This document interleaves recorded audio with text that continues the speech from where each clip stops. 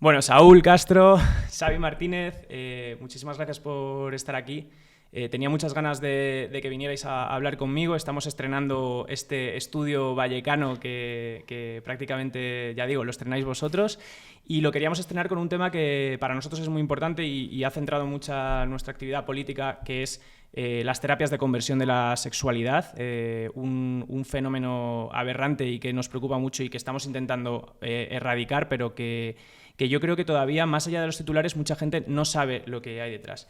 Y por eso yo creía que era muy importante hablar, tener una conversación profunda con dos personas como contigo, como Saúl, que has sido jurista y probablemente quien más has hecho de martillo en este tema, persiguiendo las terapias a lo largo y ancho de toda España, y además que tú y yo hemos tenido la oportunidad de trabajar mucho este tema y de colaborar mucho en la Asamblea de Madrid con los casos de, por ejemplo, la Archidiócesis del Obispado de Alcalá, donde tuvimos a Rick Pla ahí haciendo de las suyas, y intentamos que la Comunidad de Madrid persiguiera estas terapias, no con mucho éxito quizás. Y por otra parte con Xavi, que nos conocimos hace un mes y medio en la presentación de la ley contra las terapias de conversión en el Congreso, y que en este momento te has convertido en una persona referente porque viviste una terapia de conversión, una mal llamada terapia de conversión, y porque has decidido dar el paso valiente de ponerle la cara a eso, darle voz, y además de adoptar un compromiso junto con la asociación No es Terapia, que es quien más está persiguiendo todo esto, de realmente lanzaros a una campaña activista para conseguir que finalmente se erradique esto en España. Pero claro, yo tengo la sensación de que más allá de los titulares, a veces la gente no ve exactamente la profundidad de este tema. Entonces, no sé cómo ha sido vuestra experiencia en estos años trabajando para perseguir estos casos, Saúl. Claro, yo es que justamente a mí lo que me ha pasado porque yo empecé en el 19 investigando todo el tema de las terapias de conversión, y justo lo que me pasó fue pasar de los titulares, de haber leído, en plan, como mi pildorita para meterme en este mundo, fue justamente el caso del Arzobispado de Alcalá de Henares. Y a raíz de ahí, para mí fue un shock muy grande, en plan de esto pasa, vale, pero realmente es así, quiénes eran tal, a descubrir todo el entramado sistemático, institucionalizado que hay para llevar a cabo terapias de conversión de manera masiva en España.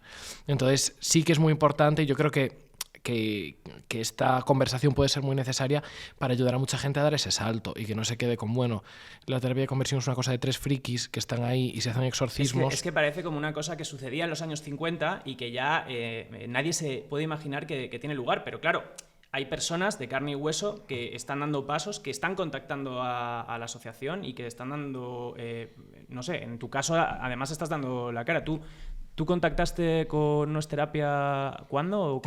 ¿Cómo fue ese contacto inicial? Desde que viví esta tortura, pues yo intentaba buscar muchos referentes en YouTube, alguien que hablara del tema. Me encontré por casualidad un vídeo de una entrevista de Saúl Castro y por medio de ahí dije, espérate, que esta persona está hablando de esto concretamente. Y ahí fue cuando me puse en contacto con él y enseguida me llamó y nos pusimos a tope con el tema, porque además mi caso prescribía en muy poquito tiempo. Entonces tenemos una carrera contra reloj, porque las víctimas tenemos 5 años de tiempo para que nuestro caso no prescriba, por lo tanto es un tiempo récord. Y yo tuve la suerte de poder contactar con Saúl y así empezó todo. Saúl, además, tú has perseguido no solamente los casos de terapias de conversión, sino que creo que estás haciendo una labor heroica a nivel de jurista en España, persiguiendo casos de LGTBI-fobia en general, agresiones, casos de todo tipo. Muchas veces se echa en falta como ese soporte jurídico para perseguir esos casos y conseguir que haya, que se defiendan hasta el final los derechos de las personas LGTB que sufren una situación de LGTBI-fobia dura. Y justo ayer ha salido la sentencia del asesino de Grindr, de un asesino de homosexuales, que has llevado tú este caso y que ayer os han dado la sentencia. Entonces, aunque luego vamos a hablar de eso, si quieres empezar contándonos cómo ha sido esto. Total. Claro, bueno, es que esto todo se enmarca un poco. Yo hice Derecho y pues me tocó ahí, no quería hacerlo, mis padres me dijeron, ahí vas, chico. Pero claro, yo creo que tenía que aportar en mi ámbito de activismo y de lucha, lo que yo sé hacer desde el derecho. Y es triste porque en España no hay referentes que se dediquen a la lucha jurídica por los derechos de las personas LGTBI, cuando paradójicamente somos uno de los estados que tiene más garantías legales. Entonces, en el marco de todo esto, yo he estado con muchas asociaciones diciendo aquí hay que hacer una popular, hay que ponerse a investigar esto, no sé qué, no sé cuánto. Y dio la casualidad que cuando en el 22 salió en la prensa todo el tema del supuesto asesino en serie que mataba a hombres que contactaba por Guapo y por Grindr, yo escribí a Gaytu, que es una asociación de allá del País Vasco con la que tenía buena relación. Y les dije aquí hay que personarse, porque si no esto no va a llegar a juicio. Efectivamente, nos personamos y la jueza había archivado porque decía que era muerte natural. Pero ¿y cómo es posible que hubiera archivado un caso como este? Claro, porque ahora que ha quedado probado, pues ya puedo decirlo sin ningún miedo, la técnica que se empleaba para acabar con las víctimas es una estrangulación antebraquial, que se conoce como la llave mataleón. La llave mataleón en la literatura, porque luego para los casos yo tengo que informarme mucho, no deja ninguna marca, ni interna ni externa, en el cuello. Entonces, las autopsias, los informes forenses indicaban que las víctimas habían muerto de muerte natural por una parada cardiorrespiratoria indeterminada. Entonces, se archivó. Claro, ¿Pero y cuántos casos hubo de esto? Ahora mismo se enjuició ya una tentativa de asesinato con condena. Esta es la primera condena por homicidio consumado, asesinato consumado en este caso, y están en investigación, ahora que hemos conseguido reabrirlas, otros 4 procedimientos y hay uno en el Constitucional, que tenemos todavía que conseguir que se revierta. Pero entonces estamos hablando de un tipo 7. que sistemáticamente iba buscando y uno por uno iba ejecutando a...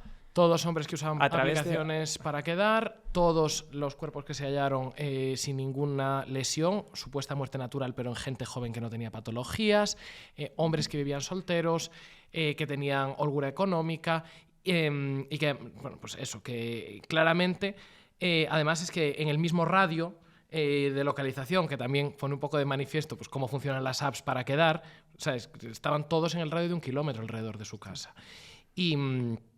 Y claro, y para mí lo más grave, y lo decía el otro día... Un caso que ha generado muchísimo miedo en la comunidad, es el típico caso que hace, claro, que se convierte en un caso muy morboso, pero que también que produce un miedo tremendo. Y claro, que es un caso como este pudiera quedar impune, me parece de una gravedad extrema. Entonces, si gracias a que habéis intervenido se ha conseguido reabrir el caso, pues es lo que me estás diciendo, porque este caso se había archivado, habéis logrado que se reabra el caso y finalmente que haya una primera condena que probablemente va a marcar ya también el resto de transcurso de las causas. Justo, y de hecho, claro, para mí es lo paradójico, porque llamó mucho la atención este caso dentro del colectivo. Yo me acuerdo que me marcó mucho cuando leí las noticias, pero luego no ha habido una respuesta tampoco institucional de ningún sitio. El Ministerio Fiscal no recurrió el archivo, lo recurrimos nosotros, una asociación.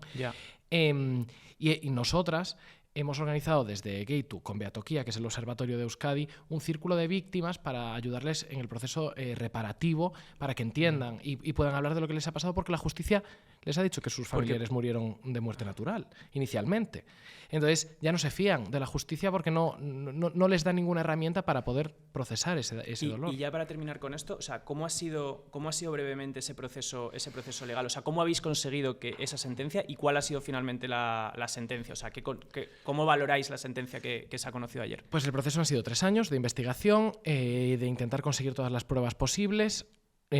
Conseguimos algunas y luego celebramos en tribunal del jurado, que al final es el tipo de tribunal que tiene que ver esto. Es un tribunal complicado porque hay que apelar un poco más a los sentimientos, no tanto a la argumentación jurídica, sino a la lógica de las pruebas. Y ayer mismo nos notificaron la lectura del veredicto con una condena por asesinato alevoso, robo con violencia, usurpación de identidad, porque en este caso el condenado había hecho una llamada haciéndose pasar por la víctima al BBVA para que le dieran las claves del banco, y luego estafas con las tarjetas. Y todo eso ha quedado acreditado. Lo único que no ha quedado acreditado es la agravante discriminatoria, que es el objetivo de pelear este caso. Claro. Pero bueno, que tenemos más casos, tenemos más espacio. Y esto al final ha sido muy reconfortante para las víctimas, porque al final la verdad judicial es una verdad que muchas víctimas necesitan para poder seguir adelante. Bueno, pues desde luego enhorabuena, y qué tranquilidad da pensar que estáis ahí haciendo ese trabajo, y también qué qué pena que no haya muchos más como vosotros y que no podamos decir que tengáis ese peso encima de las espaldas, porque esto debería ser una cosa mucho más generalizada, debería haber mucho más recursos y mucha más gente haciendo este trabajo que estáis haciendo vosotros de una forma, creo que completamente heroica y además con resultados muy importantes. Total. Yo sí que quiero decir una cosa, que yo esto lo he hecho gratis. En plan, no he cobrado €1 por todo esto. 3 años de procedimiento, con 7 procedimientos. Y para mí es mi compromiso, pero luego el abogado de la defensa decía, no, porque quieren mediatizar. Claro. Yo no quiero hacerme famoso, no quiero nada. Yo quiero justicia para las víctimas. Claro, pero y luego además que tú te planteas esto que dices de la Fiscalía, ¿cómo es posible que quien sí tiene los instrumentos, los medios, los recursos, toda a disposición, como es los instrumentos de una Fiscalía, que sin embargo no estén haciendo el trabajo que tú haces gratis o que vosotros estáis sacando adelante de manera voluntaria? Es muy heavy. Es muy heavy y es descorazonador. Esa parte es descorazonador. O sea, felicidades a ti y qué terrible es pensar que la Fiscalía no actúa como debería actuar. Bueno, a ver, vamos a hablar de la parte de las terapias, que era lo que habíamos venido, que nos va a llevar tiempo. Y entonces, para empezar, antes de pasar a los casos, que yo ya insisto, creo que lo más importante hoy es que contemos esas historias que la gente muchas veces no se representa, pero que están ahí, quería empezar, si podíais dar, primero tú y luego tú, una definición de qué es una pseudoterapia de conversión. No sé, ¿cómo lo definiríais para que todo el mundo entienda de qué estamos hablando? Sí, para mí las terapias de conversión lo que pretenden es convertir la identidad sexual de una persona dentro del colectivo, la identidad de género, intentando un poco pues, basar de homosexual a heterosexual, evidentemente con prácticas sin ninguna base científica ni empírica, evidentemente comparadas o calificadas como torturas, claro. Y tú que sueles dar como el término técnico de ECOSIEG, si puedes explicar cuál es, qué es ese acrónimo y por qué es importante esa tipificación un poco técnica, jurídica, que es la forma correcta de referirse. Es que la verdad es que es muy repugnante, soy en plan de ECOSIEG. Repelente, eso diría. Total. Pues el ECOSIEG, los ECOSIEG, que es el término que se utiliza en el marco del derecho internacional de los derechos humanos, intentan evitar hablar de terapia de conversión porque el término de terapia de conversión es un poco esquivo. Ni es terapia, ni es terapéutico, ni es bueno para la salud. En realidad lo utilizamos porque es la manera que la gente lo entiende y es la manera más accesible de que a la gente le venga a la cabeza la movida, pero no es una terapia, está mal dicho. De hecho, intentamos decir las mal llamadas terapias o pseudoterapias, pero hay que estar siempre poniendo la coletilla. Claro, entonces al final ECOSIEG es como esfuerzos de cambio de la orientación sexual, identidad o expresión de género. Porque también el tema de la conversión no engloba todo tipo de prácticas. Ahora mismo, y Xavi puede contarlo, en muchas de las agrupaciones que hacen terapias de conversión ya no buscan la conversión, lo que buscan es la anulación de la sexualidad. La aversión, ¿no? Claro, bueno, la aversión puede ser tanto para la conversión como para la anulación. Aquí lo que pasa es que ya no hay un fin de decir tú vas a recuperar tu masculinidad heterosexual y vas a fundar una familia cristiana, bla, bla, bla. Lo que te dicen es tú, como tienes malas prácticas que son pecaminosas, no vas a tener esas prácticas porque te vamos a castrar, en plan, o te vamos a anular la sexualidad. Es que es eso, no te intentando convertir, sino borrar tu identidad, que es lo que realmente ellos pretenden, es borrarla, porque en muchos casos no van a conseguir lograr esa heterosexualidad prometida, por lo tanto, con borrar tu identidad, para ellos es suficiente, claro. Entonces, por eso, al final se habla de esfuerzo de cambio, porque se puede cambiar, ¿sabes? No hay una conversión necesariamente, sencillamente se cambia la orientación sexual que tú tienes o tu identidad o expresión de género a anularla, a hacerla heterosexual, cisgénero. Claro, supuestamente se cambia porque en realidad es absolutamente anticientífico, no tiene ninguna base de éxito y además, incluso suponiendo que la tuviera, es una cosa aberrante porque es un atentado contra la dignidad de las personas intentar anular la identidad de alguien o borrarla. Entonces, por eso la oposición y por eso la necesidad de erradicarlas por completo, porque lo que hay detrás es una superchería, pero una superchería muy peligrosa que deja secuelas en la gente y que produce, como has dicho tú, una verdadera tortura sobre las personas. Y precisamente en ese sentido, pues lo que necesitamos escuchar es qué experiencia se enfrenta una persona que ha pasado por ahí. En tu caso, Xavi, ¿cómo fue? ¿Cuánto tiempo fue? ¿A qué te enfrentaste? ¿Cómo fue adentrarse en todo esto? Bueno, yo lo viví durante 4 años y medio. ¿Cuatro años y medio? 4 años y medio. De mis 18 a los 23 años. Para mí siempre recalco, para que la gente lo entienda, el por qué un chaval con 18 años en este siglo recurre allí o acaba en este tipo de torturas. Yo vengo de una familia católica en la que básicamente yo nunca he tenido ningún referente, ¿no? Homosexual. Entonces ellos lo tienen muy fácil porque para ellos yo soy un lienzo en blanco. Yo no tengo, o sea, para mí la gente que acaba allí es gente vulnerable. Gente, pues si tú escuchas ese tipo de diálogos de odio, evidentemente nunca lo escuchas, les das puerta y Pero hasta entonces luego. tú tenías 17 años. No, yo tenía 18 recién cumplidos. 18 recién cumplidos. Claro, pero con ningún referente homosexual, sin saber realmente cuál Pero era ¿y tú te estabas planteando tu yo, orientación? no, o yo estabas tenía muy claro que yo era homosexual, ¿vale? Porque yo justo había Lo tenías empezado- muy claro. Sí, pues yo justo había tenido una relación de 2 meses. Me había aventurado y dije, venga, me lanzo mis 18 años, vamos con esto. Y me pareció un mundo súper distinto porque era algo que yo, como te digo, nunca había podido expresar con nadie. Entonces para mí fue algo súper arrollador, ¿no? Y dije, y es verdad que yo me sentía bien porque nunca llegué a pensar que eso era algo malo. Yo estaba enamorado de un chico que duró muy poquito tiempo porque en mi situación en la que yo me encontraba eso no era compatible. Yo estaba dentro de los Kikos, el camino neocatecumenal. Tú estabas dentro de los Kikos, Claro. Tu familia, tu contexto era Todo. un poco este. Claro, Claro. que efectivamente Claro. o sea, es una parte de la Iglesia Católica muy Son unas concreta. aguas muy concretas, exacto, ¿vale? Muy- Entonces, muy extrema también. Sí, muy extrema, claro. Y más con la identidad sexual, siempre que no sea la heterosexualidad, pero bueno. ¿Qué pasó? Que yo en ese momento pues se lo conté a mis padres, básicamente, ¿no? Ellos lo escucharon pues con miedo, con inseguridades, porque al fin y al cabo ellos tampoco habían tenido referentes, nunca se les había dado una narrativa a favor de ese tema, entonces ellos lo que buscaron es otra vez recurrir a la iglesia, que ellos habían bebido de ella toda la vida, entonces para ellos era un lugar seguro. Por lo tanto, acudieron a un cura y ese cura les derivó al COF. El COF es el Centro de Orientación Familiar de las Sí. Diócesis. De la ¿Vale? diócesis en este caso era De en Valencia, Que en exacto. ese momento es quién, o sea, ¿era Rick Pla el que estaba allí o...? Rich Plus el de Alcalá de Henares, Sí, tengo entendido, pero ¿no? luego, Ahora es que- está Benavent y la anterior no sé, no me acuerdo bien cuál vale. era. Yo no recuerdo. Están puestos en las, Bueno, en las vale. denuncias. ¿Vale? Vale. Entonces, nada, acudí a la diócesis un poco por contentar a mi familia. Yo no en ningún momento pensé que yo iba a acabar en una terapia de conversión. ¿Qué pasó? Pues lo que como te comentaba, yo tenía un lienzo en blanco en mi cabeza en el que no tenía realmente, o sea, tenía claro con mi identidad sexual, pero no tenía argumentos a favor realmente, ¿no? Yo solo sabía lo que yo estaba sintiendo y cómo lo estaba viviendo y no pensaba que podía hacer daño a nadie.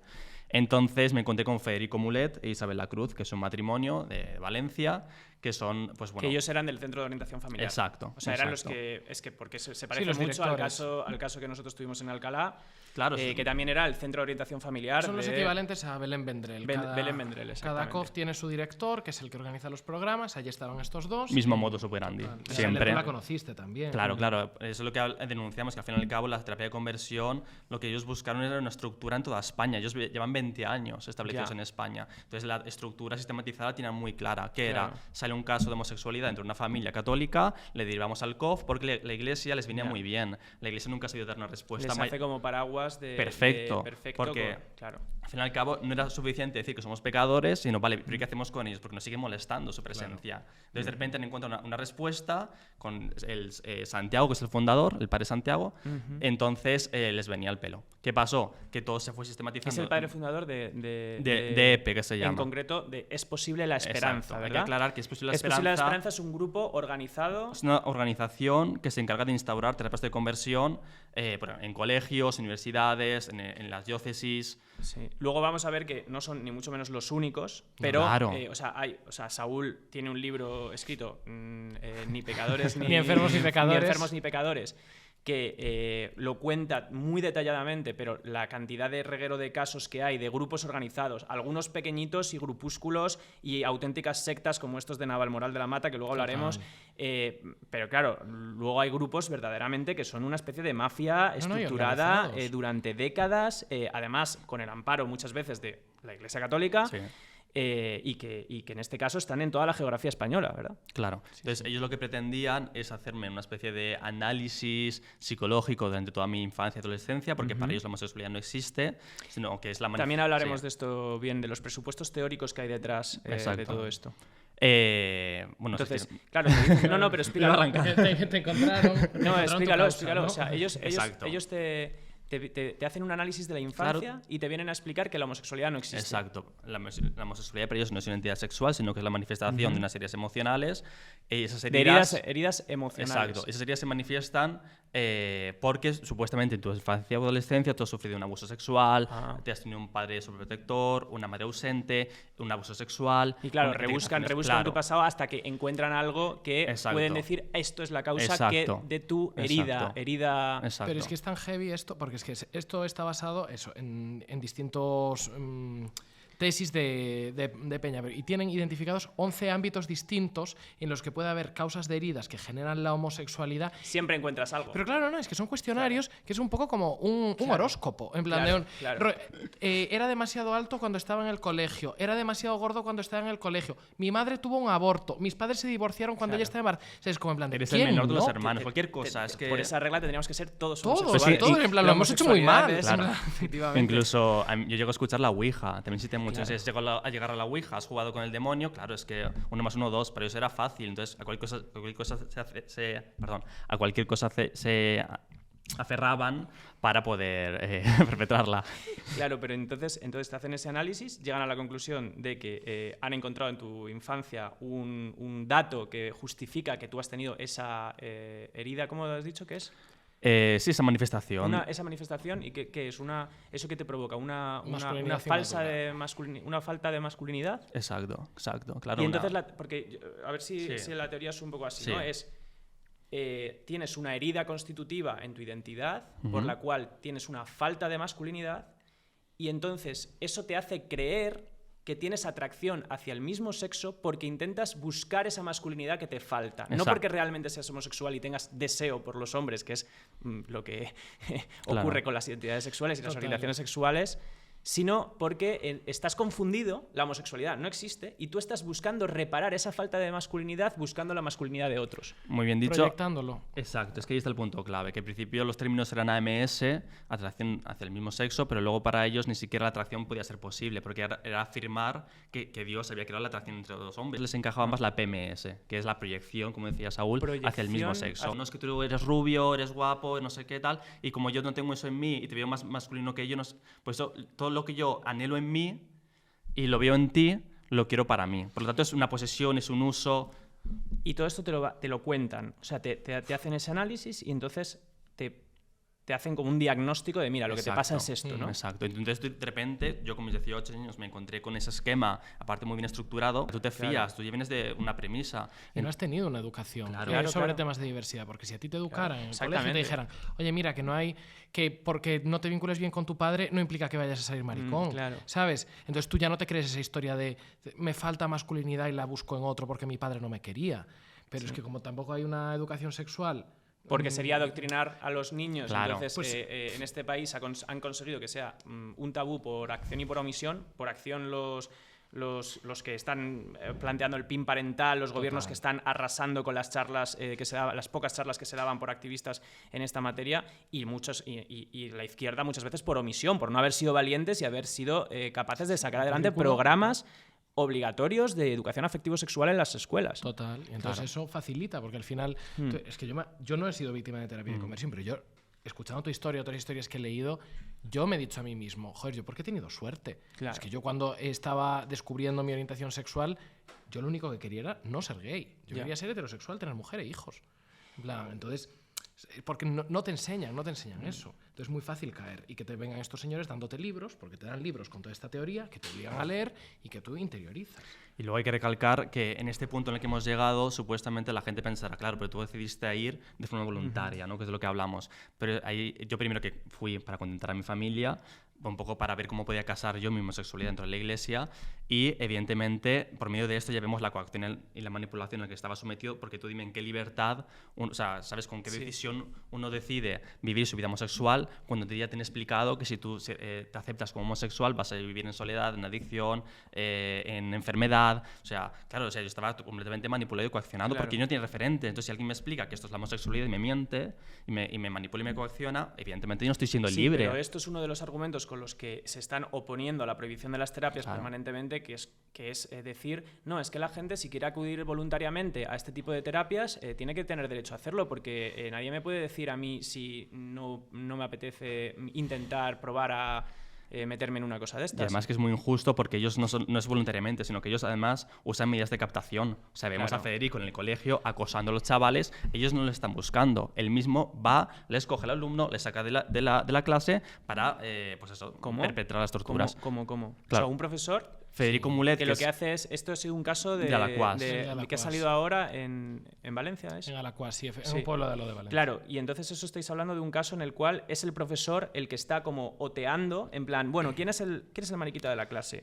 ¿Qué niño tiene pluma? ¿Qué niño está como puede ser susceptible de ser target de estas? Y es él el que los selecciona y los que les lleva por la pasarela a entrar en las terapias. Entonces, ni siquiera solo este caso concreto, sino que hay otros casos. Nosotros interpusimos una denuncia también contra la Asociación de Colegios Católicos de Valencia, creo que es esta, o contra una asociación de colegios católicos, porque daban formación a los profesores para que en las tutorías explicaran toda esta visión, pues eso, de que la homosexualidad era una manifestación de una enfermedad, no sé qué, no sé cuánto, y les instruían que hicieran listas con los alumnos que creían que tenían pluma para redirigirles a los espacios pertinentes. Y eso es salvaje. Claro. Es salvaje, porque ya no es solo que tú tengas un profesor que esté zumbao y vaya persiguiendo a los niños para recomendarles terapia de conversión. Es que directamente hay una institución, es una institución de captación. Sí, a través de colegios que deberían de ser el lugar de mayor protección de los derechos de la infancia y, entre otras cosas, del libre desarrollo de la personalidad de los niños, que es lo que dice la Constitución. Total. Pero yo no sé, porque yo, por ejemplo, yo vengo de Lugo y en Lugo muchas veces los coles que eran así concertados de curas, pues tenían fama entre mis padres de, pues es un buen cole, no sé qué. Yo creo que eso pasa en muchos sitios. Si tú vas allí, metes a tu hijo en un colegio que piensas que le van a dar una buena educación y tienes a toda esta gente instruyendo a los tutores para que hagan una lista con, pues este tiene pluma, este anda mucho con niñas, vamos a remitirle a este sitio para ver si tiene una masculinidad buena o no. Vale. Y por profundizar en lo que te pasó a ti, o sea, después de ese diagnóstico, ¿tú a qué te enfrentas durante el proceso? O sea, ¿cuál fue lo que te pidieron hacer? ¿Qué fue las rutinas que te exigieron? No sé, además, si no me equivoco, fuiste a Cantabria. ¿Cómo fue ese arco, ese atravesar toda esa espesura y esa tortura, ¿no? Al final a la que te estuvieron sometiendo? Claro, ellos para seguir un poco ese esquema, ese diagnóstico que han hecho de mi vida, lo que pretenden hacer es hacer unas fichas de trabajo, toda una narrativa de formación con la que yo quedaba con Federico en persona y pues con unas diapositivas me explicaba qué era la sexualidad, qué era la masculinidad, qué era la feminidad y me enseñaba los fastos rostros de la masculinidad. Pues podía ser, a ver, es que era todo muy incongruente porque por una parte sí que te podían explicar que la masculinidad varonil era un falso rostro de masculinidad, pero por otra parte te explicaban que no sé, que el homosexual con pluma no era también otro falso rostro de masculinidad. Entonces era como un plan, como mezclarlo todo, ¿sabes? Y era muy fácil caer en pensar que eso era una verdad. Entonces eso era día a día. Eso era cada semana. Cada semana. O sea, era algo que yo trabajaba cada día, pero una vez a la semana me encontraba con él. Y trabajamos esas fichas de trabajo en las que íbamos derrumbando esos pilares que supuestamente estaban metidos por la ideología de género, la mano negra, ¿no? Que intentaba romper a las familias. La Agenda 2030, además. Claro, entonces lo tenía muy claro. ¿Qué pasó? Que yo fui tragando y bebiendo de todo eso, entendiendo que por fin alguien me había explicado qué era la homosexualidad. ¿Y eso qué efecto causa en ti? O sea, porque eso genera represión de tu identidad, obviamente también habría un control de... Ellos juegan mucho de tu vida después, ¿no? Claro, ellos juegan mucho con la empatía, con un instinto como muy paternalista de mira qué bien, aquí tienes un espacio seguro en el que te puedes expresar, pero yo me fui dando cuenta que primero anularon mi voluntad porque yo todo lo que hacía se lo tenía que contar a él, pero cualquier decisión de mi vida, de la que sea, que estudiar, con quién salir, con qué amigos estar, mis amigas, me aparte de mis amigas, me aparte de mis hermanas, porque y de mi madre también, algo que me duele muchísimo hoy en día, pero yo con mi madre siempre estoy muy vinculado, ¿no? Yo a mi madre la amo, es muy emocional como yo, y él me explicó que si me seguía relacionándome con mi madre, con mis amigas, lo que me estaban un poco sometiendo era a que yo siguiera siendo homosexual porque me estaban siendo un referente de feminidad en lugar de masculinidad. Y yo corté de raíz con mis amigas y con mi madre y con mis hermanas. Y a nivel de control de la sexualidad. Y a nivel de control de sexualidad, control masturbatorio. Control masturbatorio, rollo que no podías masturbarte, o se los tenías que eso decir es para si siempre. No hubiera... O sea, el tema de la castidad con la masturbación es para siempre. Eso es una regla básica en lo que es las terapias de conversión. Porque para ellos hablan de caídas. Pues eso, tú te sientes un drogadicto. Yo me sentía así. Una persona adicta, y como yo tengo una adicción, cuando yo tengo una caída con esa adicción, pues lo tengo que contar. Por lo tanto, para mí una caída que era masturbarte, ver pornografía, fijarte en un chico, tener un pensamiento, cualquier cosa cualquier cosa que tenga que ver con la atracción hacia el mismo sexo. Es que para mí hay un caso que tú me contaste y me dejó flipando. Ya no solo el tema de las caídas, sino cómo te obligaban a tener que, en plan, a sentarte delante de tus padres, tú tal, y obligarles a contar eso, ¿qué habías hecho? En plan de, no, y yo hice tal, que no sé si quieres contarlo o no, pero es que me parece que es como súper revelador del nivel de coacción al que te someten de manera ambiental, porque te fuerzan a sentir humillación por las cosas que tú haces. Claro, ellos al final con el tiempo van aprendiendo. Como he dicho antes, llevan 20 años. Entonces ellos, ¿qué piensan? No es suficiente con que tú mismo te reprimas, no es suficiente con que ellos mismos sean tus represores, sino que además tu contexto, tu familia, meterlas dentro de la terapia también, formarlas para que ellos te señalen y perpetren esta misma terapia de conversión. Y luego ya está la idea de Dios, ¿no? Que también te está señalando en tu conciencia. Entonces, ¿qué pasa? Si tenías una caída, yo también estaba obligado a contárselo expresamente a mis padres. Rollo, pues yo había quedado con un chico que además es mi pareja actual, había tenido una relación sexual con él, pues me hicieron llevar a mis padres a la casa de mis abuelos, fui a la casa de mis abuelos porque había tenido una relación sexual con él, y con Federico me hizo decir que lo había hecho, dónde lo había hecho, en qué sillón, en qué no sé qué tal. Y claro, pues yo me sentía, pero yo entendía que... O sea, delante de tu familia te tenías Claro. como que exponer, hacer la reconstrucción de los hechos. Sí, sí, Es que eso Sí. es como tanta violencia, tanta humillación. Yo me sentía, y lo exactamente. expresé más de una vez, como cuando arrancas una planta, como no tuviera sentimientos, yo me sentía así. Siempre que me tenía que destripar de esa forma, era siempre así. ¿Y yo qué sentía? Pues claro, es que como si soy un llamas adicto... tortura, o sea, si no llamas tortura a perpetrar una humillación Claro. familiar, social de este tipo, es que es un maltrato de libro. O sea, no cabe descalificarlo de otra No. forma, porque al final... Es que es como una manera, eso, de ejemplarizar, Exactamente. de disciplinar. De disciplinar, justo, en plan de, no, y dinos todo lo que hiciste. Y teniendo además en cuenta, socialmente, cómo es el tabú de hablar de explícitamente de la sexualidad ¿Y con esto, la familia. ¿cuántos Más dentro de la años iglesia. estabas con esto? O sea, has dicho 4 años y medio, pero De los esta 18, primera fase de sí. Semanalmente ir, de seguir estas rutinas... Eso fue casi siempre. Eso fue casi siempre. ¿Y De cuándo- semanalmente y quincenalmente. Vale, pero ¿y cuándo se produce el ingreso en Cantabria o Claro, el traslado a ¿qué Cantabria? pasó? Pues bueno, yo llevaba ya un tiempo, no sé, igual llevaba 2 años aproximadamente en la terapia, y yo seguía quedando con un chico, ¿vale? Que siempre repito que es mi pareja actual. Quiero decir que no era una caída, ¿sabes? En plan, era una persona Vamos. con la que yo creía, con la Sí. que yo me estaba enamorando, pero claro, era algo que chocaba en mi mente, era algo que Federico no lo toleraba, y decía, vamos a ver, tú no puedes seguir así, lo que vamos a hacer es ingresarte en la casa madre, en Ruilova, donde vas a conocer al fundador, y vas a estar ahí un tiempo ingresado.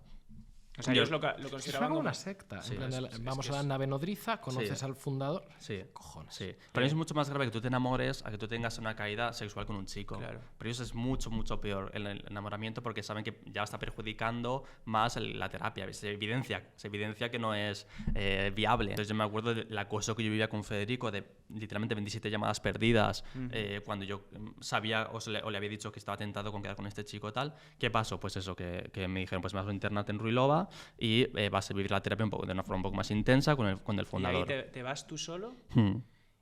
y ahí te encuentras con otros chicos que están en la misma situación. Exacto. Chicos y chicas. Chicos y chicas. Sí. Allí fue cuando me quitaron el teléfono móvil, empecé a vestir de forma diferente. El pelo me lo rapé yo. Pero, Pero en el marco de esa claro, masculinidad en que el, decía. en el marco, en el sentido de, bueno, primero que fue aplaudido por el padre Santiago, yo entendí el quitarme el pelo, rapármelo, fue para mí la reafirmación de que yo me sentía enfermo. En el sentido de, vale, yo estoy enfermo, lo he hecho todo mal, tengo que ya volcarme a fuego con la terapia y entendí que mi identidad tenía que ser borrada. O sea, el Xavi que había llegado allí tiene que ser diferente del que tiene que volver. Pues Entonces yo dije, pues, ¿sabes? En plan, me lo rapó un compañero y luego el padre Santiago en la mesa, en la comida, mirar qué ejemplo, porque Javi entiende, ¿no? La terapia, él la ha vivido y es un ejemplo a seguir porque tal. Entonces, claro, yo estaba inmerso ya con todo, porque yo sabía que si no me lo tomaba en serio, mi mente se iba... ¿Cuánto tiempo estuviste ahí? 6 meses. 6 meses. En contra del padre Santiago, si fuese sido por él, había estado muchos más años. ¿La vida ahí? La vida ahí era, bueno, pues lo que hacíamos por las mañanas era laudes, un rezo, luego desayunábamos juntos y se planeaba la mañana de trabajo físico, que solía ser pues hacer deporte o trabajar en la huerta. Todo era muy estereotipado con lo que tiene que ser un varón, ¿no? Que es básicamente ser un leñador. Entonces, claro, tienes que vestir con ropa ancha, como decía antes, porque yo me acuerdo que fui con pantalones pitillo. No, es que claro, vas provocando, Javi, porque claro, o sea, es en plan, ¿qué me estás contando? No podías, ¿sabes? Era todo... Pero vas provocando, ¿a quién además? No sé, claro, estaba ¿a ahí quién? él solo. A él, ¿sabes? Claro. Quiero decir, que aunque sea por la calle, pero no te pongas pitillos ajustados porque se te marca el paquete. Bueno, pero claro. Esto es a lo que todos... Esto es a lo que me refiero cuando digo que la gente no se representa de qué estamos hablando cuando hablamos del fenómeno de las terapias, de las pseudoterapias. Porque pensar que en 2024, 23, 22, no sé cuántos años, pero vamos, que es que siguen... que este centro sigue ahí.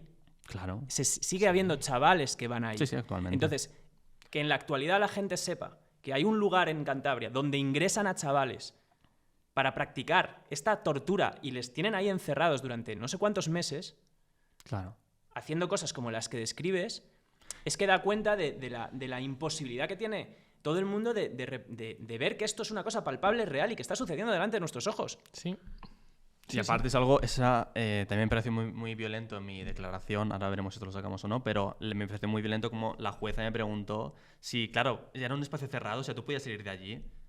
Tías, evidentemente sí, no me han cerrado la puerta con llave, pero entendemos lo que es la manipulación, la coacción, entendemos que a mí me estaban manipulando, o sea, ¿sabes? En plan, ¿cómo voy a salir de ahí si la amenaza es que si salgo voy a romper a mi familia, voy a acabar solo, voy a acabar enfermo, adicto? O sea, ¿dónde está? ¿Sabes? Mi decisión. Sí, ¿Acaso era libre de decidir? Claro. ¿Y qué situaciones viste ahí? Ahí es cuando... o sea, ¿qué casos o qué cosas viste que te marcaron especialmente? Ahí es cuando empecé a ver cómo se normalizaba el tema de la medicación. Ahí éramos, no sé, me acuerdo como... ¿De medicar? Sí. ¿Medicaban a la gente? Sí.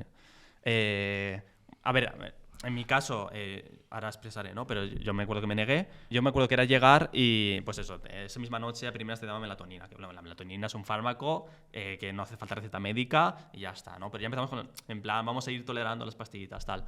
Entonces, yo me acuerdo que éramos como 8 chavales, chicos y chicas, y el 80-90% estaban medicados. Y yo les veía, pues eso, encerrados en la habitación muchas veces, súper deprimidos, como muy dormidos, con muchas sesiones con el psiquiatra.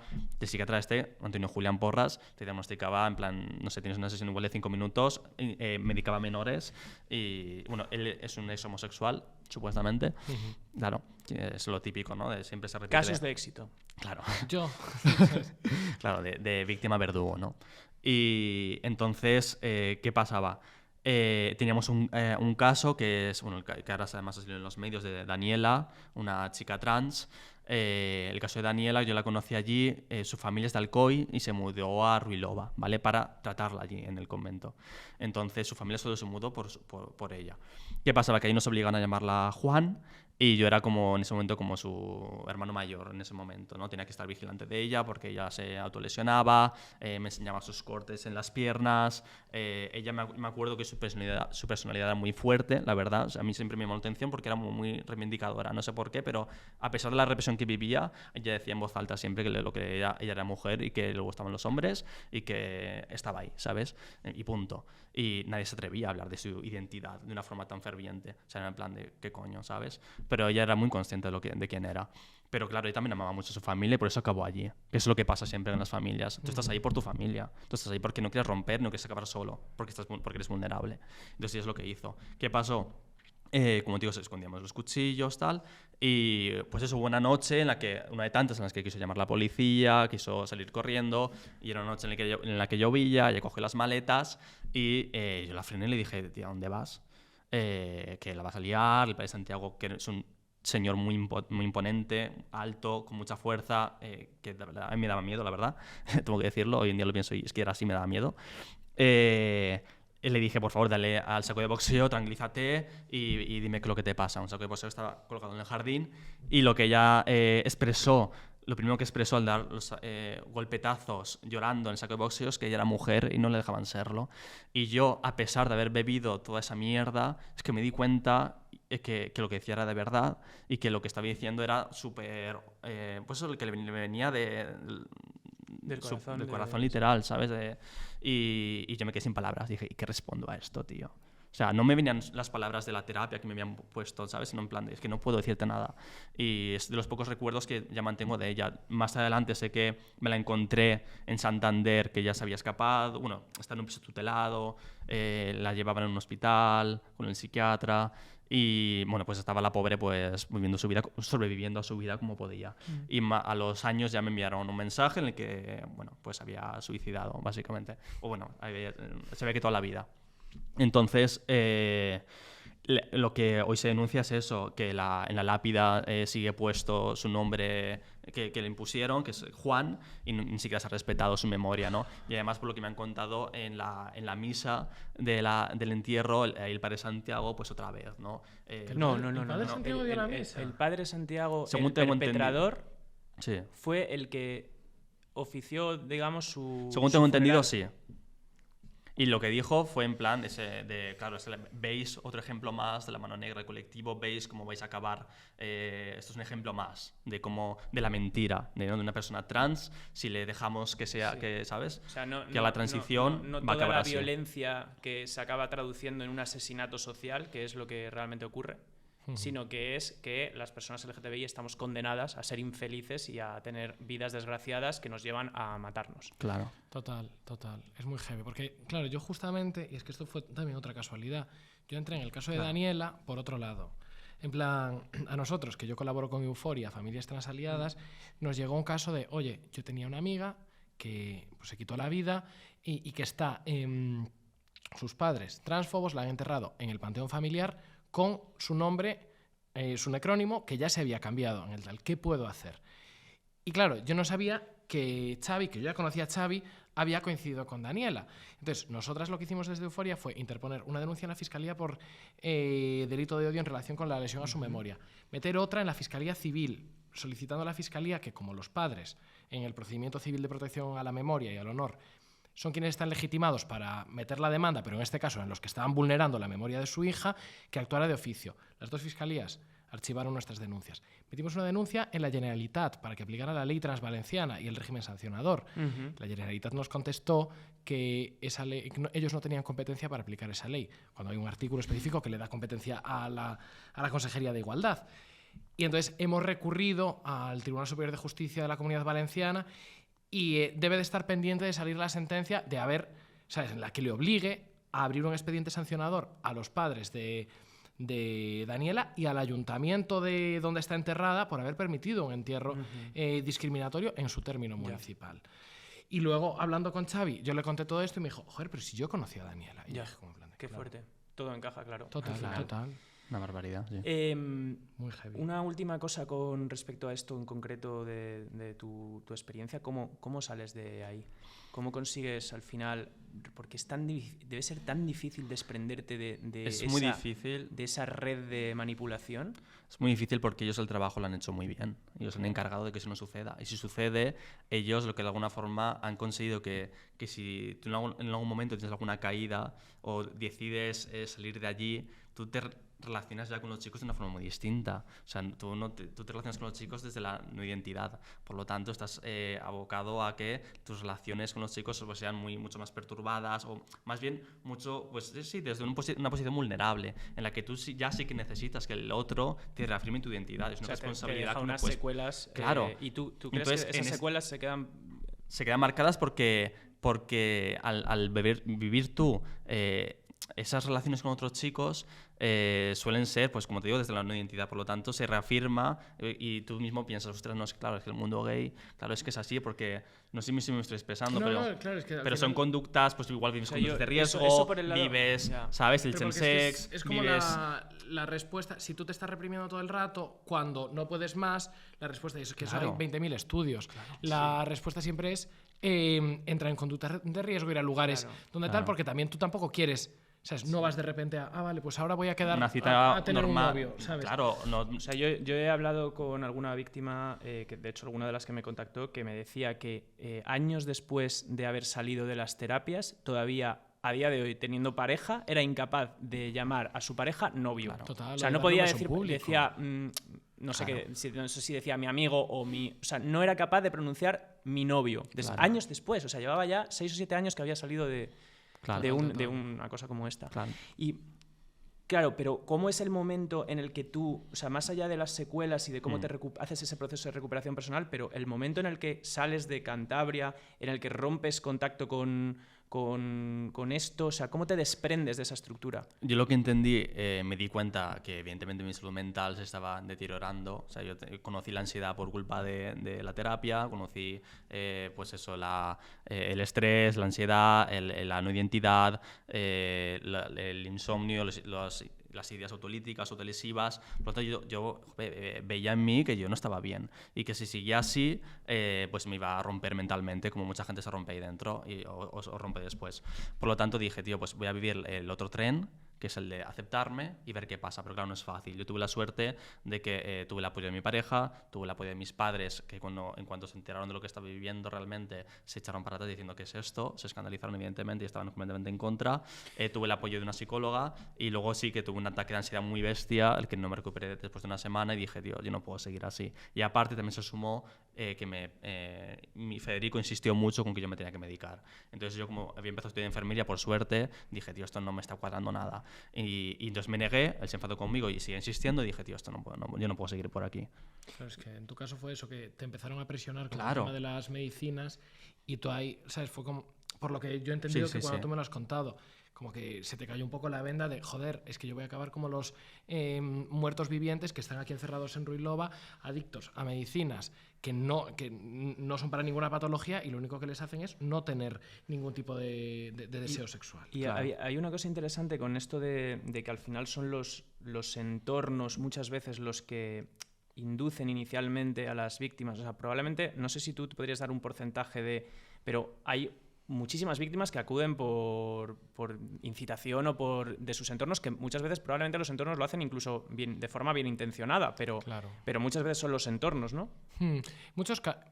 O los entornos, sobre todo para mí es como la falta de conocimiento, porque yo sobre todo las víctimas con las que acompañamos, yo diría como que la mitad ha sido a través de sus entornos bien intencionadamente, con su sesgo pues más conservador o más religioso, pero bien intencionadamente y asumiendo que están haciendo lo mejor para su hijo, su hija o su hije, porque como desconocen que las vidas de las personas LGTBI pueden ser felices, pueden ser plenas, son normales, tal, y también hacen parte de este engaño al que la Iglesia, a determinados párrocos y demás, somete a las propias víctimas y a sus familias, a lo que no quieren es que tú vivas como en ese mundo de tristeza, de insatisfacción, tal. Y entonces sí que muchos es familiares, pero otros muchos también es... yo tenía varios casos de chavales en familias de izquierdas y muy aconfesionales que acabaron ahí porque, claro, como no había referentes, como decía Xavi, no había educación, no veían representado en las expectativas sociales que había puestas sobre ellos la posibilidad de tener una pareja hombre o tal, empezaron a buscar. Y entonces vieron en la Casa del Libro cómo sanar la homosexualidad de Richard Cohen, en Amazon, padres heterosexuales, hijos gays, padres heterosexuales. Bueno, yo qué sé, un anuncio de... Crecer como niños, crecer como niñas. Esperanza... De la Elena Lorenzo. Elena Lorenzo, ¿no? Que los ponía, que se publicitaba a través de Grindr, ¿no? Ponía los anuncios en Grindr. Pero lo digo porque tú has dicho que tus padres luego, cuando descubrieron lo que era aquello, se dieron cuenta de que aquello era horrible, que estaban acabando contigo, ¿no? Y de alguna manera se dan cuenta de que el lugar en el que estabas era terrible, ¿no? Pero... Claro. Ya. Bueno, pues este es el caso de Xavi, pero o sea, ¿tú has visto otro montón de casos diferentes más? Sí. Que no dejan de llegar, que yo no además, sé, o sea, porque nos estamos pasando de tiempo que yo ya sabía que iba a pasar, cosa que no tiene ningún problema, o sea, Total.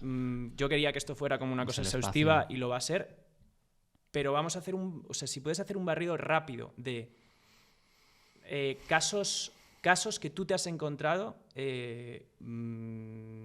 para que nos hagamos una idea de la diversidad de situaciones y de las cosas tan bizarras que luego también hay por ahí, porque yo, no sé, el de Navalmoral de la Mata, si quieres empezar por ahí. Es un cuadro. Pues es que iba a empezar, de hecho, con una anécdota de que viniendo aquí me ha entrado un correo de un refugiado y con una persona con el asilo concedido, su psicóloga, diciéndome a esta persona a la que le estoy acompañando en el proceso de estar aquí asilada, él está sometido a terapias de conversión en este sitio. En plan de, ¿qué puedo hacer? Y así es mínimo una vez por semana, mínimo. En plan de, todas las semanas tenemos casos nuevos, todas las semanas nos contacta nueva gente. Y es que es eso específicamente. Hay tantas historias distintas, porque claro, aparte de EPE y Verdad y Libertad, que son las dos organizaciones más grandes que había en España, EPE sigue, Verdad y Libertad, yo no tengo noticia de ellos desde el 2021. ¿Verdad y Libertad también está ligada a la Iglesia Católica? Sí, Verdad y Libertad, lo que pasa es que estaban ubicados en Andalucía, en Granada. Y Verdad y Libertad es el caso en relación con el cual la Santa Sede publicó su informe desacreditando las terapias de conversión en España, diciendo que había unos 7 o 8 párrocos vinculados a la Iglesia Católica que estaban permitiéndolas, pero que como no lo hacían en el entorno de la Iglesia Católica, no era responsabilidad de la Iglesia. En Verdad y Libertad era muy parecido. Había otra figura, que era el líder, Miguel Ángel Sánchez Cordón, que este era además pediatra jubilado, y tenía en su casa, que la llamaban la Villa de la Luz, un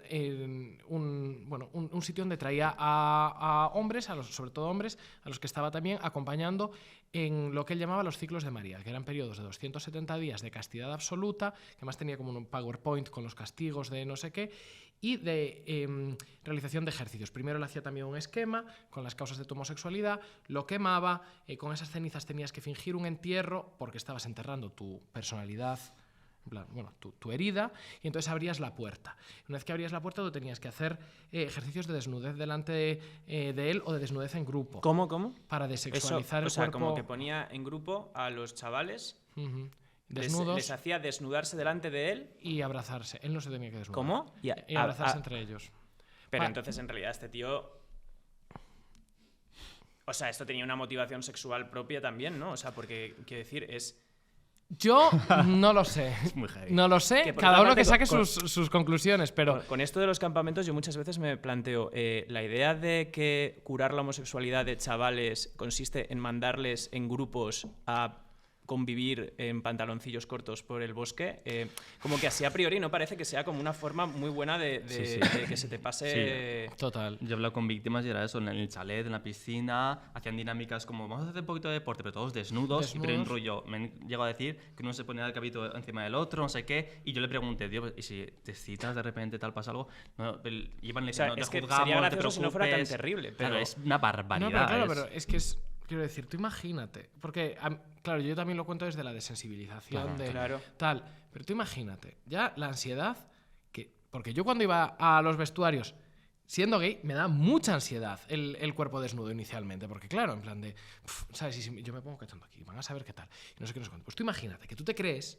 toda esta historia de que tu masculinidad está mal, no sé qué, no sé cuánto. Te obligan, es que realmente para mí es otra manera de ejercer poder. Total. Y de decir, yo estoy vestido, vosotros os desnudáis, vosotros, si tú además tienes una erección delante de todo el mundo, otra humillación más. Una humillación pública. Tú lo que tenéis que hacer es abrazaros, tocaros para desexualizar el cuerpo de gente de vuestro mismo O sea, es como género. a base de contacto vas a Entonces, aprender que esto no es... hacían esos ejercicios de desnudez, hacían también ejercicios biodinámicos, que era como irse al monte con un hacha, en plan a cortar madera y a gritar el nombre de tu padre, porque tu padre era el que te había generado la masculinidad inmadura que te había hecho ser homosexual, etc, etc, y 20.000 cosas.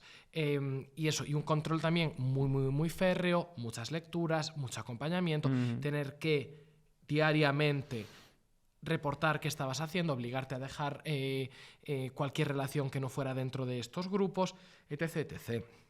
Y eventualmente, si no me equivoco, ahí también había gente que terminaba casándose y terminaban buscándole pareja, heterosexual obviamente, para reconducirle. Claro. ¿Y otros casos, por ejemplo? Claro, eso, verdad y libertad. Luego tenemos en España el de Navalmoral.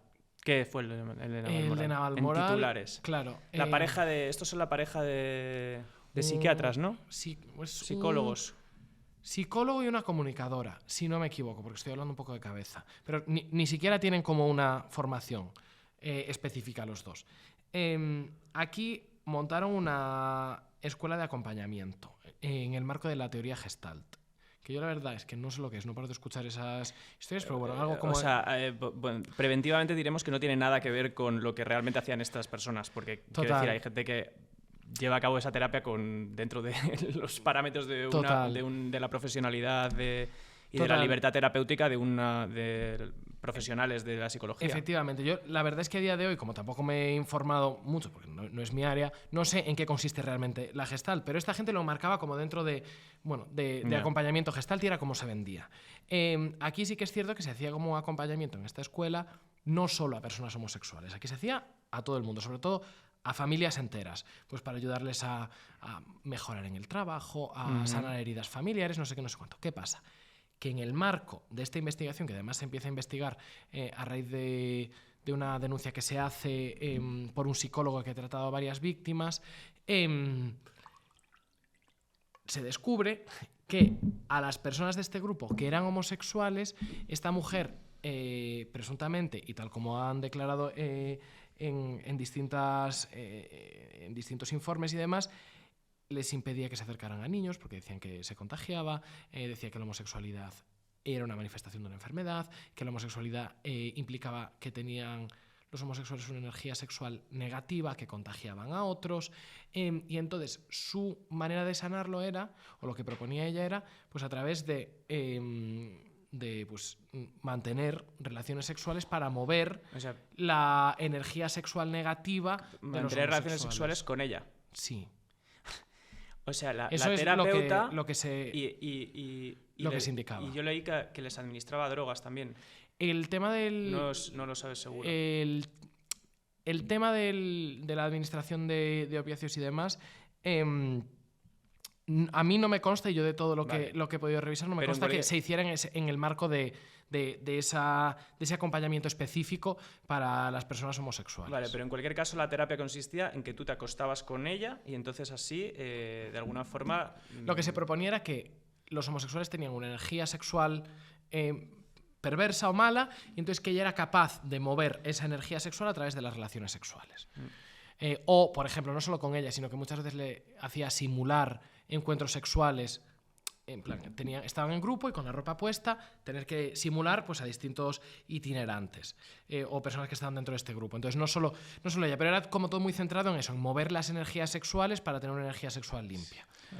Eso es este caso. Luego tenemos también un caso en el norte de España de un imam que fue a casa de una chica trans, que después de la comida, con la excusa de hacer una lectura del Corán, esta chica se quedó como medio adormilada y se despertó con el imam estrangulándola, pinchándole en los pechos, rozándole la entrepierna para ver, pues bueno, en relación con la genitalidad que podía tener o no, y haciéndole un exorcismo para quitarle al demonio dentro, que decía que su demonio era pues eso, quien estaba causando que fuera una mujer trans. Claro, es que al final lo que tenemos es como una diversidad también de perpetradores, que son desde cosas ligadas a las congregaciones religiosas, religiones pueden ser distintas, intrusismo profesional o cosas o o malas prácticas dentro de supuestos profesionales colegiados en el mundo de la psicología. Total. Y luego supongo que habrá también como la parte de los gurús, los coach,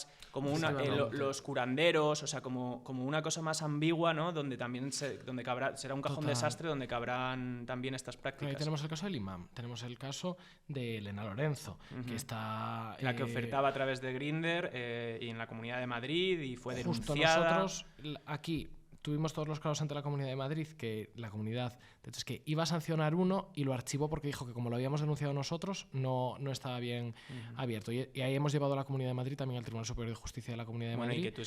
Y a ver si en este segundo intento conseguimos que se reconozca que las asociaciones tenemos derecho a denunciar y a que se abran y a participar en los expedientes sancionadores. Además en la Comunidad de Madrid hemos vivido cosas tan rocambolescas como que estaba denunciado el caso de la coach Elena Lorenzo. Llevábamos pidiendo en la Asamblea, además como en colaboración entre asociaciones y partidos, pidiendo que se expedientara a la coach Elena Lorenzo, y estaba guardado en un cajón el expediente. Y qué casualidad que sale el caso de Alcalá de Henares, se publica en la prensa, se monta un escándalo sobre el caso de Alcalá de Henares, y entonces la Comunidad de Madrid dice que milagrosamente ese día ha sancionado a Elena Lorenzo. ¿Qué pasa? Que lo había hecho mal, habían dilatado los plazos, al final habían dilatado tanto los plazos, habían hecho el trámite administrativo tan mal que ¿qué acabó pasando? Que primero la coach Elena Lorenzo pide un crowdfunding y recopila los 20.000 euros de sanción de una multa que ya ves tú que la señora ha pagado sin problema. Crowdfunding organizado por Hazteoír y con el apoyo legal de Abogados Cristianos. Es que fue como la Santísima Trinidad. Ya la guinda del pastel es que después la justicia le acaba dando la razón a ella porque los plazos administrativos habían sido tan mal ejecutados por la Comunidad de Madrid la sentencia, que habían vulnerado sus derechos. Se hizo una investigación fraudulenta, que me parece que es una muy buena manera de definir el tipo de investigaciones que hace la Comunidad de Madrid del PP, pero en este caso ha fastidiado a una investigación y una sanción que estaba bien puesta. Porque lo que determinó es que ella no hubiera tenido derecho de defensa en un procedimiento sancionador contra ella. Y eso está bien que se pero porque lo utilizaron instrumentalmente solo para tapar la boca mediáticamente del caso del obispado de Alcalá, que no querían perseguir. Porque lo que hicieron después con el caso de Alcalá fue darle carpetazo y cerrar la investigación. Y cuando lo comunicaron cuando habían pasado justo 3 años. Exactamente. Comunicaron la decisión de archivar las denuncias para así impedir que incluso si fuéramos a los tribunales... Para impedir la prescripción. Ya habría prescrito. Es que entonces, esto que cuentas ahora, yo creo que nos pone como perfectamente sobre la mesa la evidencia de que cuando una administración no quiere utilizar los recursos y los instrumentos y la voluntad política no está en juego para perseguir esto, los instrumentos jurídicos que ahora existen no valen para absolutamente nada. Claro. Total. Y eso sería la primera objeción al marco legal existente actualmente, porque yo creo que de lo que tenemos que hablar ahora, resumidamente, pero bueno, o sea, que no se nos puede quedar esta parte sin contar, es ¿por qué quedan impunes en España? ¿Cómo es posible? La gente es otra cosa que se pregunta muchísimo, a mí me escriben sin parar, ¿pero esto no es ya ilegal? Pero bueno, pero ¿cómo que hay que...? Pero esto, yo había leído que estaban ya prohibidas en España. ¿Cuál es el marco, resumidamente? Primero, a nivel la parte administrativa y luego la parte penal. Vale. Un poco. ¿Cuál es el marco? Voy a intentar ser lo más claro y lo más resumido posible, porque es que es complicado. En España, ahora que está aprobada la ley trans, no voy a hacer referencias a los regímenes anteriores, porque replica el mismo sistema, las terapias de conversión son ilegales, no son delito, que son cosas distintas. Son, como por ejemplo, hacer botellón en el parque. Hacer botellón es ilegal, pero no es un delito. Te ponen una multa. Exactamente. Vale. ¿Cómo está regulado el tema de las terapias de conversión? Cada consejería con competencias en materia de igualdad tiene la posibilidad, pero no la obligación, de imponer sanciones por la práctica o promoción de terapias de conversión que se producen en el territorio de la comunidad autónoma. Si sucede en más de un territorio, es el Ministerio de Igualdad, la Dirección General LGTBI. ¿Qué pasa? Que en los procedimientos administrativos, igual que a ti, si te ponen una multa... Es para que te pongan una multa como si hicieras botellón, es que es lo mismo. Vale. ¿Qué sucede? Que la decisión de iniciar un procedimiento sancionador es arbitraria y depende del titular de la competencia sancionadora. Y no hay ninguna forma de que las víctimas puedan solicitarlo participar en el expediente sancionador o incluso recurrir la decisión de no imponer sanción. Entonces, las víctimas olvidadas en este procedimiento. Y en el máximo, y en el escenario máximo te caería una multa de, ahora con la ley trans, de hasta 100.000 euros. Sí, creo que son 120.000. 120.000, pero bueno. Pero una sanción económica. Una sanción económica. Sí, de hecho, en plan de ni retirada de contenidos, si tú lo estás haciendo online, ni demás. Entonces ya eso es otra barbaridad. Porque no tiene ninguna virtualidad efectiva. Pues te ponen la multa, te hacen un crowdfunding y tú sigues haciendo esta historia. 2. Claro, las terapias de conversión no pasan como el botellón, que se hace en un parque y va a la policía y levanta un atestado. Las terapias de conversión, como la que contó Xavi, sucede en espacios cerrados, en espacios privados, en espacios que para tú poder recabar las pruebas o dependes de que venga la víctima y los testigos a contártelo. Y es que además, en un órgano sancionador no es como un juzgado, que tú tienes la obligación de decir verdad y tienes la obligación de comparecer. Es que puede venir Xavi y decir, estos son mis testigos, y el instructor del expediente sancionador pedirles que vengan, no vienen y no pasa nada, porque no hay obligación de comparecer, porque no es una autoridad, no es poder judicial. Pero claro, incluso pongámonos que no tenemos ninguna víctima que quiera denunciar, pero sabemos que se están haciendo en un sitio las terapias de conversión. Un órgano administrativo no tiene capacidad para acordar una entrada de registro, una intervención de comunicaciones, porque eso solo puede acordar un juez. Y de hecho es mucho más garantista que esto se judicialice y se criminalice que se haga a través de un procedimiento sancionador, porque desde un procedimiento sancionador luego llegamos justo a las arbitrariedades de la Comunidad de Madrid. Decide no incoar en 3 años, incoar para tapar otra historia, pero ya no solo la Comunidad de Madrid, que al final parece que solo es la Comunidad de Madrid, pero en muchas comunidades autónomas. En Castilla-La Mancha, 2 años denunciamos una organización que se llama Courage International, que tiene presencia en 4 obispados de toda España, pero que nació en Toledo, y que ofrece una versión de Alcohólicos Anónimos para homosexuales. Ya. 2 años estuvo ahí y no hizo nada. Y que al final también incluso más allá de como de interés de tapar o de dar carpetazo a investigaciones, como es claramente el caso de Isabel Díaz Ayuso. Total. Pero es que también hay muchas veces que es como, no, pues la lentitud de la administración, que... Total, y la falta de medios, la falta de medios para que claro, que un funcionario que tiene que instruir una investigación que debería ser materia de un proceso... con capacidad para recabar esas pruebas, como para hacer esas periciales, para hacer, yo qué sé, claro. Todo ese proceso no lo tiene un funcionario.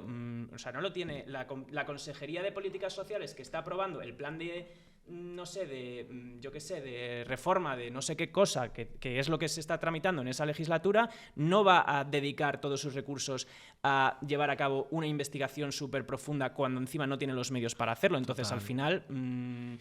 Hombre, si tú te vas a poner una multa a alguien por saltarse un semáforo, pues eso es muy fácil. Claro. Se emite el expediente, ya está, llega, ya está. Total, pero es que esto no es... Pero esto no es de una posible. dimensión que trasciende completamente a ese tipo de administración. Yo es lo que digo siempre, es como si tú dices, no, en España está prohibido matar, porque hay una ley que dice que matar es ilegal, pero no es un delito matar.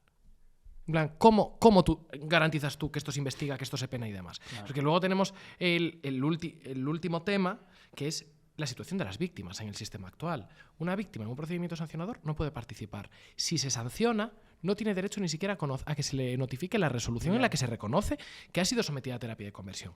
No se le va a dar una indemnización, porque las indemnizaciones no se dilapidan en un procedimiento sancionador. Y además no se va a poder beneficiar de ningún derecho del Estatuto de la Víctima del Delito, porque como su propio nombre indica, el Estatuto de la Víctima del Delito es para víctimas del delito, y esto no es un delito. Vale, entonces, ahora mismo está prohibido de manera, o sea, es ilegal y está prohibido mediante sanciones administrativas, pero no es un delito. Y lo que está pidiendo no es terapia, y lo que hemos presentado en el Congreso varios partidos, un montón. Ahora entraremos como solamente al final en esa situación, en qué punto está eso, ¿no? Pero lo que estáis pidiendo es que se tipifique como un delito, claro, que aparezca en el Código Penal. Justo. Exacto. Que sea justo después o antes del delito de torturas, pues esté un delito de anulación o sometimiento a terapia de conversión o lo que sea. Como porque claro, ahora en esas investigaciones judiciales que tú estás intentando llevar a cabo en los casos que se están encontrando, como por ejemplo el de Xavi, que ayer además tuvisteis un auto que precisamente... Justo. No sé, efectivamente. Que precisamente pone sobre la mesa la necesidad de esto, ¿no? Justo. O sea, porque ¿qué os estáis encontrando? Que claro, que como no lo podéis perseguir como con un delito como tal, al final hay que recurrir a hacer trampa. A otros como delitos colaterales, ¿no? En plan, pues yo qué sé, por ejemplo, delito contra salud pública en el caso de que se hayan utilizado drogas para hacer esas terapias. Delito contra la integridad moral, pues que lo que pasa es que con el delito de la integridad moral es que es un delito menos grave, tiene máximo de 2 años de prisión. Delito de odio contra la dignidad de un colectivo protegido, máximo 2 años de prisión, que además es alternativo al de contra la integridad moral, no puedes acumularlos, son solo 2 años. Delito de estafa en aquellos casos en los que alguien ha dado dinero para estas terapias. Delito de intrusismo profesional si se utiliza determinada nomenclatura o se hacen pasar por psicólogos. Claro, pero y no... es muchísimo más difícil probar de manera colateral como esas cosas que si tú estuvieras diciendo no, es que yo quiero que estoy acusando a esta persona de haber perpetrado una terapia de conversión de la sexualidad. Y es que además, claro, porque el problema es que con estos delitos no estamos yendo al quid de la violencia, que es que te están eliminando tu identidad. Claro. Eso es número 1. Y 2, lo que nos dijeron el otro día en el caso de Xavi, que solicitamos que se acordaran medidas de intervención, en recabar de entrada y registro para ver todos los documentos que podían apoyar la existencia de esta organización criminal por la que nos hemos querellado, fue, atentos, que como no era delito y la ley trans específicamente había excluido del delito las terapias de conversión, que la conducta denunciada no era tan grave como para meritar limitar los derechos fundamentales de los investigados. Es como, se ampararon en la propia ley trans, que en realidad, a ver, para que la gente lo entienda, la ley trans no es una ley orgánica, la ley trans no podía en principio tocar el Código Penal, aunque se intentó como vía enmienda que tuviera un apartado que sí que fuera precisamente para tocar el Código Penal, pero al final la ley trans no es una ley orgánica, fue una ley que lo máximo que podía regular era esta parte administrativa, que está bien, o sea, está que bien. mejor que esté esa prohibición a nivel estatal vía administrativa que no haya ninguna. Pero efecto paradójico, al final una jueza se ampara en que no está tipificado como es decir, delito, que entonces no es tan grave, que entonces no es tan grave, no hay que investigar porque tanto. aparece a nivel administrativo y que entonces la investigación se tiene que parar ahí. Justo, y nosotros además, de hecho, la ley trans decimos que viene bien, y el régimen que hay ahora viene bien para las conductas de promoción, porque cuando tú promocionas ya dejas un rastro. O sea, para perseguir al que, por ejemplo, está poniendo un anuncio para hacer esto. Porque ¿no? tú ya tienes la prueba. Tú para hacer un anuncio y promocionarlo tienes que ir a Twitter. Eso sí que puede conllevar eso sí que tiene sentido que pueda conllevar una sanción. Claro, porque además no hay una víctima directa. En plan, es como, ¿sabes? Tú promueves y vale, te puede dar rabia, pero no es que hayas estado sometiendo a un chaval 5 años, que eso sí que tiene que ser delito. Vale, y entonces se propone que en algún momento se convierta en delito. Esto además en un contexto en el que tenemos 1 millón de firmas que se acaban de reunir a nivel europeo para pedir que en todo el territorio de la Unión Europea se prohíba esto. Exacto.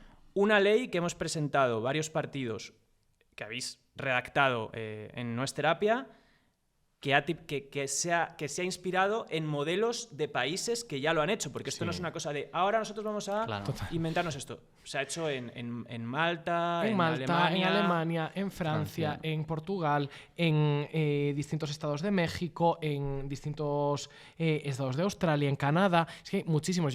Siempre van modificándose un poco, pero yo creo que son unos 24 estados los que han regulado con penas de prisión las terapias de conversión.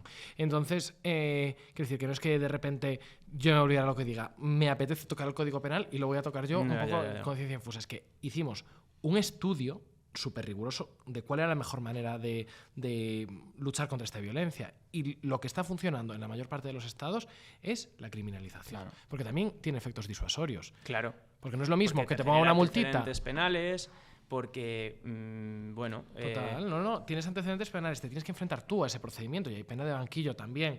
Y luego, aunque no haya un cumplimiento de pena efectiva como tal, sí que vas a tener una responsabilidad civil subsidiaria que vas a tener que pagar, y vas a tener efectivamente antecedentes que van a computar y que van a estar ahí. Vamos a ir terminando, pero ¿y qué contestarías a esas críticas que también ha habido por parte de ciertos sectores de la izquierda diciendo que esto al final puede suponer una pendiente punitivista, o que de alguna manera intentar atajar este problema vía Código Penal nos mete como en un marco como de caer en ese punitivismo que hemos denunciado, que hemos combatido en otros aspectos, y que desde la izquierda se ha criticado tanto? Yo les diría que salieran de casa, en plan, que es gente que tiene unos discursos que, en plan, que parece que de verdad, que tienen la cabeza tan metida dentro de su culo que no son capaces de ver la realidad fuera. Yo lo siento mucho. En plan, igual es muy exagerado, pero es como...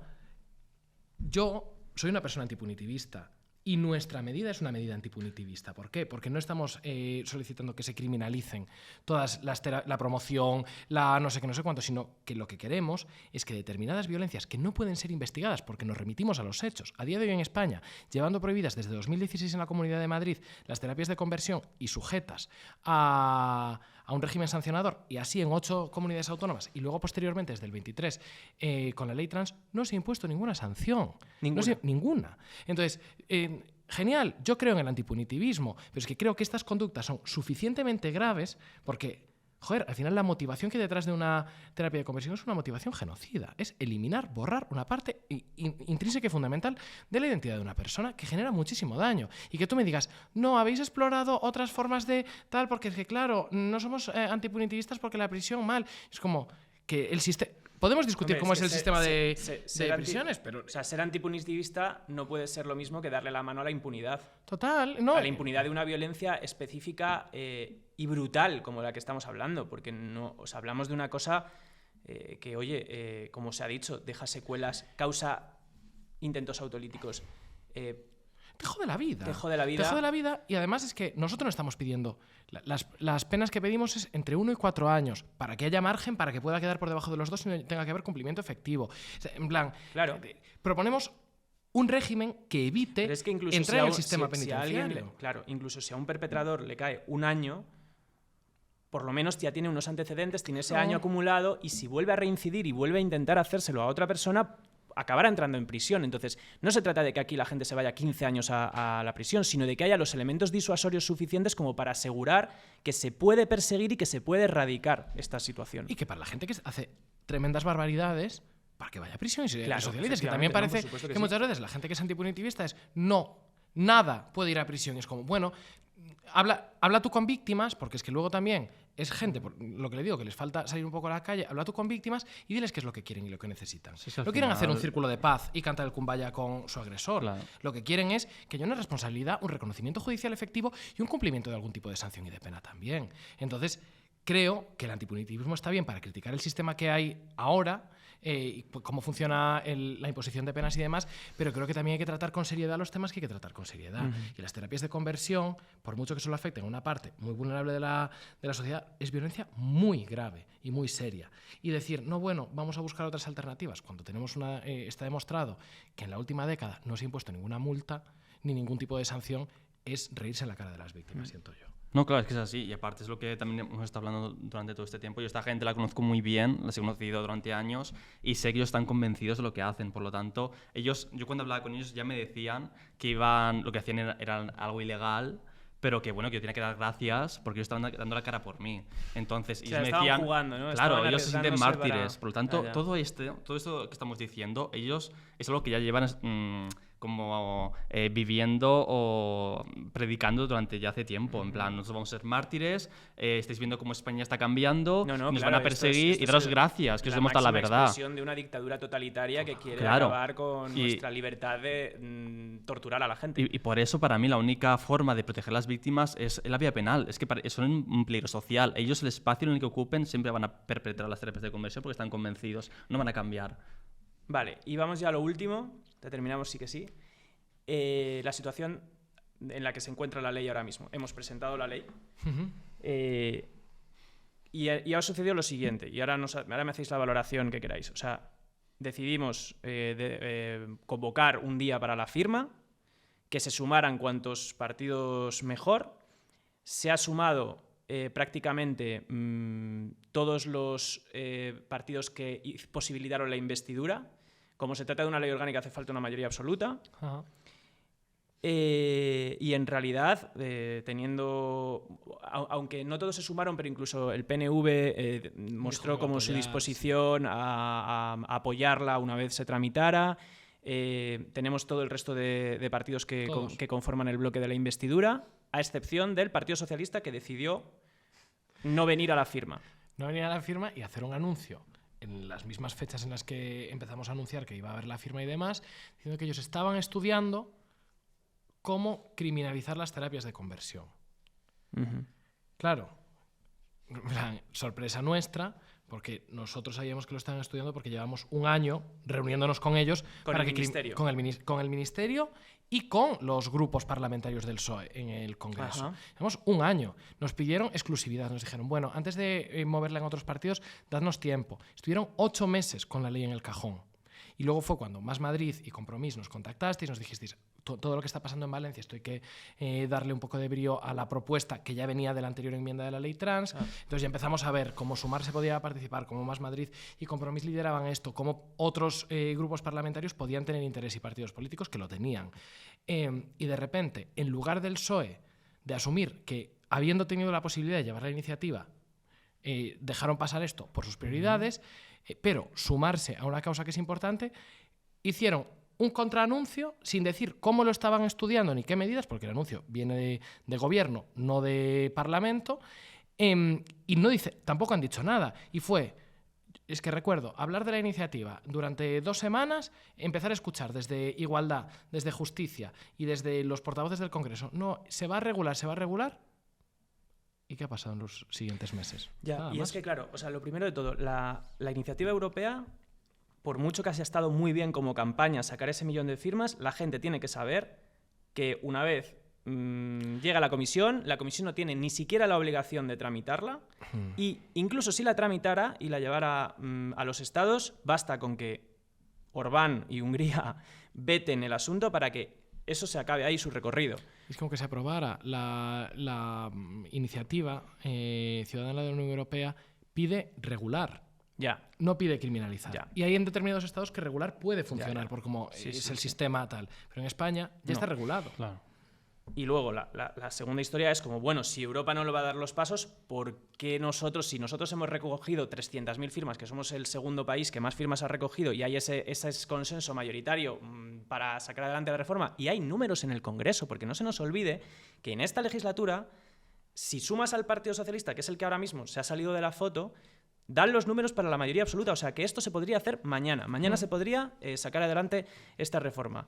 Entonces, estamos hablando de, es que en Europa no va a salir adelante, estamos pidiendo Europa, y en realidad tenemos competencias, números y posibilidad en esta legislatura no indefinida, porque quedan 2 años que no sabemos lo que va a pasar después, las cosas tardan en sacarse adelante. El hecho de que se aprobara esa proposición y se empezara a tramitar no significa que automáticamente va a salir. Luego es un año de enmiendas, o sea, es un trámite muy complicado. No sabemos cuánto tiempo va a durar la legislatura. Y parece que, desgraciadamente, el ministerio, que podría, una de dos, o permitir que esto se tramitara y que siguiera hacia adelante y con el apoyo de los partidos y que eso fuera un proceso que se diera en el Congreso, o, obviamente, nadie les puede hurtar el derecho que tendrían también a presentar un proyecto de ley propio, que habría que ver si es el que cumple las expectativas de lo que se está pidiendo o no, pero que sería perfectamente legítimo que como ministerio sacaran adelante un proyecto propio. Pero es que no están haciendo ni una cosa ni la otra. Al final es un poco perro del hortelano que ni comen ni deja comer, y al final la casa sin barrer, sin que esto se peña resuelva, medicada. y perderemos Claro. esta oportunidad histórica Las víctimas desprotegidas, mientras es la que- gente siga desprotegida. Claro. Total. Yo es que para mí es justo lo que me cuesta mucho entender, porque es como, ¿tienes una visión distinta de la propuesta que hacemos? Genial, yo abierto a discutir, pero hazlo a través de las enmiendas. No nos bloques la toma en consideración de esta proposición. No digas que ahora os vais a meter con un proyecto de ley que además tiene que ser ratificado por el Consejo de Ministros, presentado. ¿Sabes? No nos toques las narices porque... ¿Y por qué creéis? ¿Por qué creéis que el Partido Socialista está en este momento haciendo esta especie de bloqueo?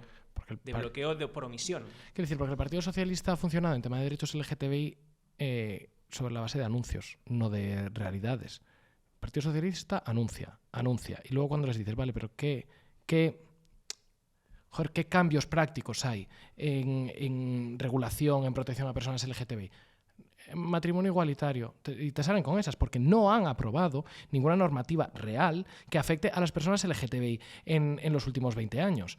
Entonces, ellos viven de hacer anuncios, de decir, no, vamos a regular esto, vamos a hacer tal, pero luego no hacen nada. ¿Por qué? Pues yo supongo que tendrán miedo de meterse con unas prácticas que están muy enraizadas en la Iglesia, que tendrán miedo de abrir un debate que toca temas de punitivismo, a la vista de cómo fue todo el debate de la ley del solo sí es sí, que perjudicó un poco o el interés que podían tener el PSOE de liderar determinados debates. Pero bueno, es que yo... Pero bueno, entonces al final esto a lo que nos lleva es a que yo creo que hay que hacer un llamamiento a la presión social y a la presión activista y a que esto, bueno, pues que igual es que se han recogido ese 1 millón de firmas, hay que apretar y además ahora que va a venir el orgullo y que esa ley está pendiente de tramitación, lo que hay que hacer es decir, señores y señoras, aquí que cada uno asuma su responsabilidad. Total. Y luego que cada uno también se retrate en si quieren que esto avance o si van a darle la espalda a la gente, porque yo creo que también eso va a quedar para la historia. Es que eso es lo que iba a decir, es que esto está, vamos, seguro que dentro de unos años lo mirarán para atrás y vamos a repasar la historia y vamos a ver qué partidos han estado favoreciendo o lo contrario, han estado poniendo trabas a un trámite que evidentemente, o sea, no hay ni que pensarlo, o sea, lo que estamos hablando es de gente que está sufriendo, es gente que se está maltratando, se está medicando, hay gente que le están, matando directamente, o sea, es una puta barbaridad. Lo que no puede ser es eso, que se mire de espaldas, que se mire de lado y estemos, como dice Saúl, con el culo, con la cabeza en el culo, mirando nuestro ombligo sin darnos cuenta de que, tío, que hay rostros. Y por eso me estoy exponiendo yo, para que no nos sigan escupiendo en la cara, para que realmente vean en las carnes de, tío, que estamos haciendo la voz, que estamos cansados y yo no tendría por qué estar hablando, ¿sabes? Ni en medios, ni en podcast, ni en ningún sitio. ¿Por qué? Porque evidentemente la ley no está funcionando, por eso estoy aquí. O sea, es una barbaridad. Bueno, pues yo creo que nos quedamos con esto, porque creo que más potente que el alegato de una persona que lo ha vivido en carne propia y que pide que todo el mundo haga lo que está en su mano y asuma su propia responsabilidad, la que a cada uno le corresponde, y a algunos le corresponde mucho. Sí, pues... yo lo único con lo que quiero acabar es recordando que si alguien conoce a gente que ha sufrido terapia de conversión, lo ha sufrido o tiene información de lo que sea, que nos contacte en nuestra web, www.nuesterapia.net, que les vamos a dar respuesta y vamos a dedicarnos a investigar. Pues muchísimas gracias y de verdad ha sido un lujazo teneros aquí, ha sido intenso. Total. Pero oye, ya queda ahí para cualquiera que quieras tener toda la información y todo lo que realmente hay detrás de todo esto. Muchísimas gracias. Nada, a vosotros. Por este espacio y gracias a Saúl también por su labor, la verdad.